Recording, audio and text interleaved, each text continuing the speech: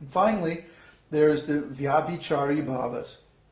Vyabhichari bhavas means that when we actually begin to approach our original relationship with the Lord, there are these 33 different ecstatic emotions that manifest in our hearts in relationship to Krishna.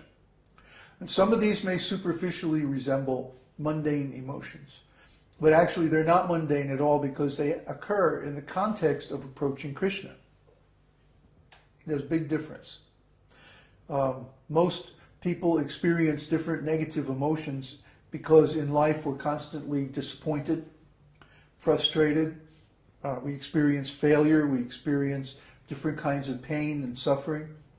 And so we may experience different kinds of emotions, negative emotions, mostly. And any positive emotions that one experiences in material life are very temporary. We all know this. But when these kind of emotions are experienced in the context of Krishna and trying to serve Krishna, even though they may be apparently negative on the outside, on the inside they're blissful and ecstatic. So when we hear about devotees experiencing fear or frustration or disgust or any of these apparently negative emotions, actually they're very positive, they're ecstatic because they're in relation with Krishna. This is something I think you have to experience yourself before you actually understand. And of course, the biggest one is separation. In the material world, everybody hates to be separated from the object of their love. So, in the material world, separation gives rise to pain. In the spiritual world, in spiritual context of consciousness, one can be separated from Krishna. And feeling that separation is painful in a way, but it's also sweet. This is very hard to explain. It's like you have to experience it, and then you can understand. But this sweetness of separation is actually even more ecstatic than the sweetness of meeting. This is very confidential and paradoxical. But that's the nature of transcendental ecstasy. So, here's some nice shlokas from Bhakti-rasāmṛta-sindhu describing these different bhavas.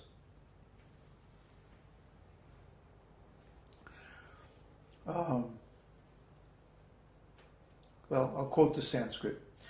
Vibhavyate hiratyadhir yatra yena vibhavyate vibhavo nama sadvedha lambano dhipanatmakaha. That in which rati is tasted and the cause by which rati is tasted are both called vibhava. Vibhava is of two varieties. Alambana, the support or repository of rati, and udipana, that which stimulates or excites rati. So we talked about that before. Udipana bhava means the cause,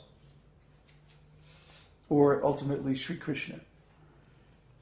And alambana means the ashraya, the residence of that bhava, which means the devotee. Anubhavastu chittastha bhavanam avabodhaka te bahir vikirya praya prokta udbhav svarakyaya. The symptoms that reveal the spiritual emotions situated within the heart are called anubhava. When they manifest mostly as external actions, they are known as udbhasvara, that which gives light or makes apparent. We haven't talked about that term, udbhasvara, but that's basically the meaning, the most conventional or common meaning of anubhavas. Krishna sambandhi bi sakshat kinchit va vyavadhanataha bhavaishchitam iha krantang sattvam ityuchate buddhai. When the heart is overwhelmed by any of the 5 primary sentiments, mukhya-rati, in relationship with Śrī Krishna, dāsya, sakhya, and so on, stimulated by direct contact with him, or when the heart is overwhelmed by the secondary sentiments, gauṇa-rati, of laughter, sorrow, and so on, induced by a circumstance in which Krishna is somewhat apart, learned scholars call this condition sattva. The bhavas, or spiritual emotions arising strictly from sattva, are known as sattvika bhavas. So to put that in simple terms, when the heart is overwhelmed by transcendental emotion, the energy spills out from the heart into transcendental symptoms, and this is sattvika bhava. And it can be direct, caused by Krishna's direct presence, or indirect, caused by Krishna being somewhat apart, but still in relation with Krishna.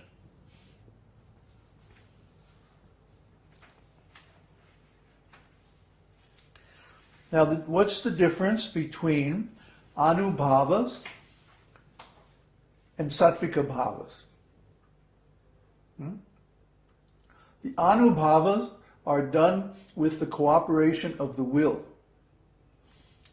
such as dancing, singing, preaching about Krishna, performing different kinds of service, going here or there on some business related to Krishna, various kinds of studying, learning, composing scriptures or correspondence about Krishna, and so on and so on. All the services that we do for Krishna are done with the cooperation of the devotee's will. We intend to do these things. Oh, I'm going to get up early and chant. Oh, I'm going to cook nice prasadam for Krishna. Oh, I'm going to sing and dance in the kirtan. We do these deliberately. But the sattvika bhavas arise spontaneously. Just by hearing about Krishna, when the heart becomes full of ecstasy, then these symptoms manifest without any action of the will. The spontaneous devotional service. By spontaneous means not by will. They just happen. So that's the difference. You can't will yourself to have an ecstatic symptom. If you do, it means imitation. Like you can find in India, there are people who roll on the ground and shed tears and do all kinds of crazy things to imitate symptoms of devotional ecstasy. But actually they're not real. Why? Because the person is practicing these things. They're doing it by their will. They're thinking, oh, now it's time for me to imitate my devotional symptoms, and then they roll on the ground and so on. But this is not real. When it happens spontaneously, without the will of the devotee, that's the real thing. So this is all discussed in the scripture.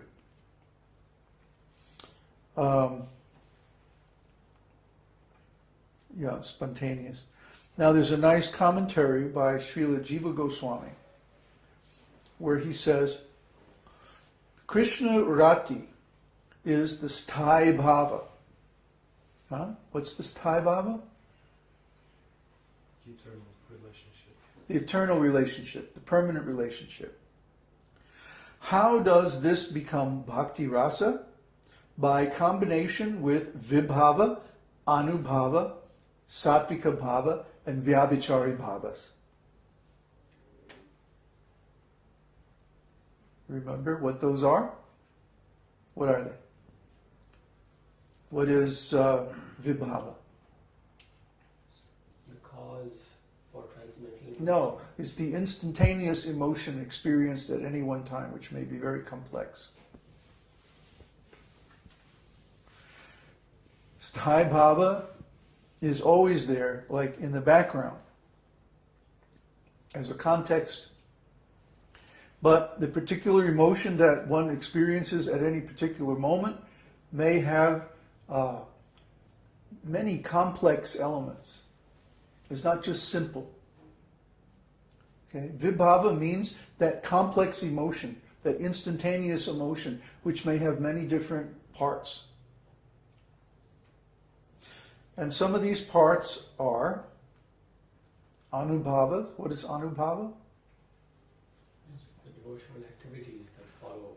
The activities that follow the ecstatic emotion. Sattvika bhava. It's the spontaneous. Somebody else answer. Ecstatic symptoms. And vyabhichari bhava. Spiritual emotions. 33 spiritual emotions. We're going over them one by one. In the last couple of weeks we went over, 8 or 10 of them.